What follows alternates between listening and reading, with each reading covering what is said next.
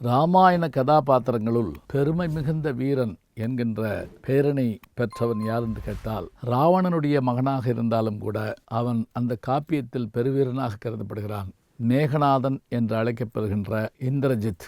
மேகநாதன் பிறக்கிற போது இடியும் மின்னலும் மற்றவையும் ஆகாயத்திலிருந்து தோன்ற, அதன் காரணமாக இவன் மேகங்களுக்கு அதிபதி என்பதை அடிப்படையாக வைத்து மேகநாதன் என்ற பெயரை சூட்டுகிறார்கள். அந்த காலத்தில் ஒரு அஸ்திரத்தை பெறுவதே மிக கடினம் என்பார்கள். பிரம்மாஸ்திரம், பாசுபதாஸ்திரம், வைணவாஸ்திரம், இந்த 3 அஸ்திரங்கள் தான் உலகத்தையே அழிக்கக்கூடிய, இன்றைக்கு சொல்கிறோம் இல்லையா, அணுகுண்டுன்னு சொல்கிறோமே, அதை காட்டிலும் பெரிய வல்லமை உள்ளதாக அதெல்லாம் இருந்திருக்கு. இந்திரஜித்தன் பாசுபதாஸ்திரத்தை பெற்றிருந்தான், அதே போல பிரம்மாஸ்திரத்தை பெற்றிருந்தான், வைணவ அஸ்திரத்தையும் பெற்றிருந்தான். 1,00,000 வானர வீரர்களை கொன்ற அம்பு இவனுடைய அம்பு என்று ராமாயணம் குறிப்பிடுகிறது. தந்தையின் மீது கொண்ட பாசத்தின் காரணமாக படுகளத்தில் வீழ வேண்டிய ஒரு சூழல் ஏற்பட்டது. இந்திரஜித்தனுடைய வரலாற்றை தொடர்ந்து பார்ப்போம்.